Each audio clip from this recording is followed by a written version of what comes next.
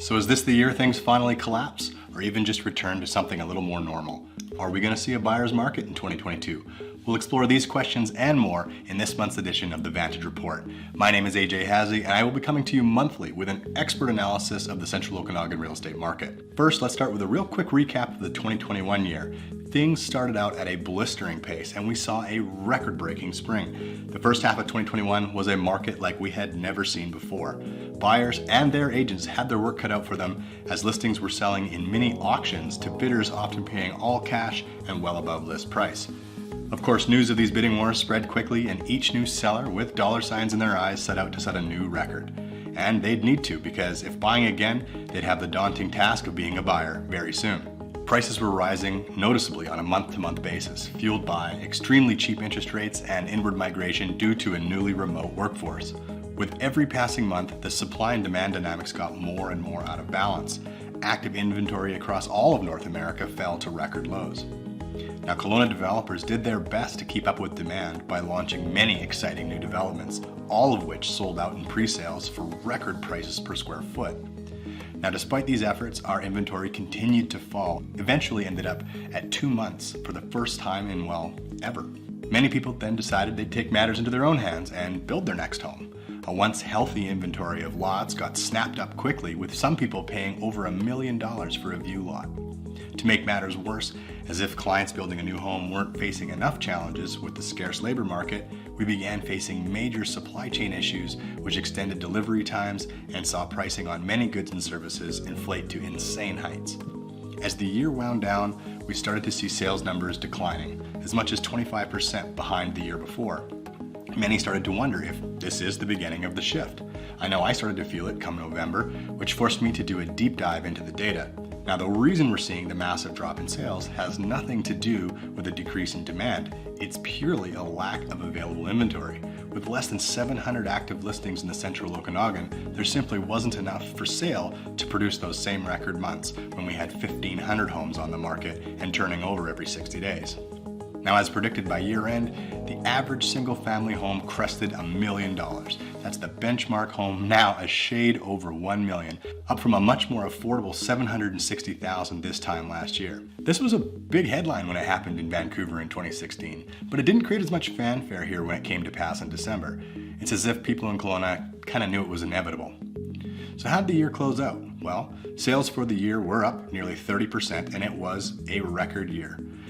As we got into the fourth quarter, however, sales were behind by 25%, as I mentioned before, and this is due to that 38% drop in active inventory.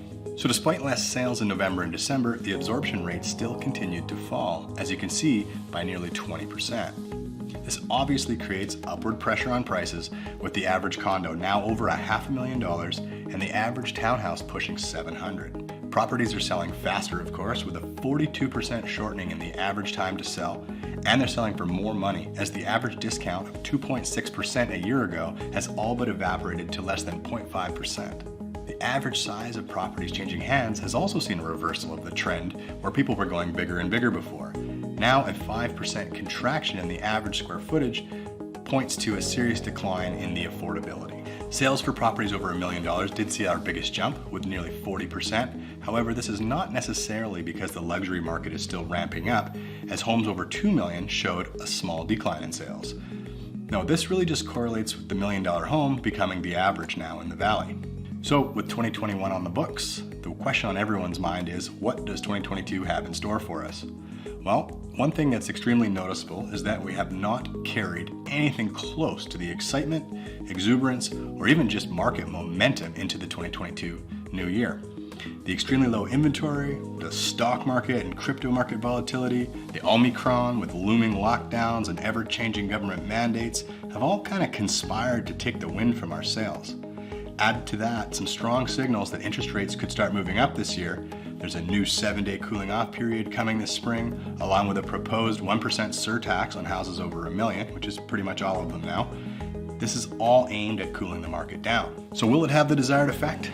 It will all come down to supply. If the threat of this surtax causes people to say, to hell with it, I'm downsizing, and $1 million homes start hitting the market like crazy, and that then collides with a shrinking buyer pool due to increased interest rates and decreased affordability, And the sentiment slowly shifting from greed to fear, it very well could.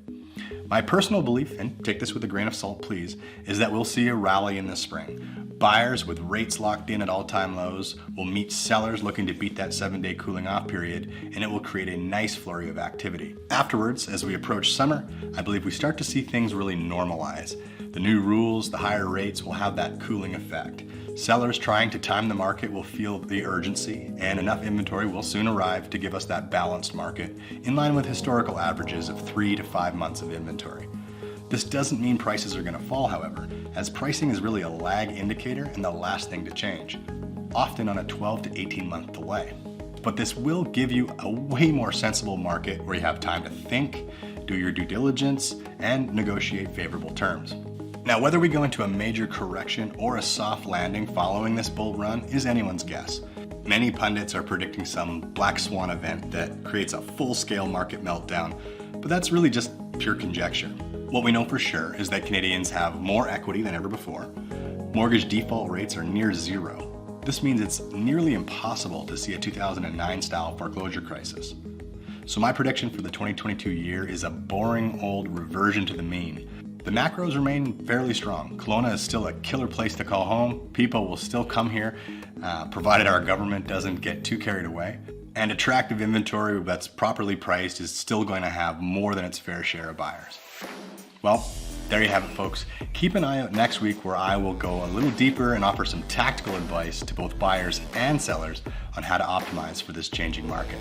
Should you have any questions that I've left unanswered, or you just want to know more specifically what this all means to your unique situation, please don't hesitate to reply and get in touch. As always, if you want to know what your house might sell for and what you can do to increase that value, you can start that process from right here on the blog.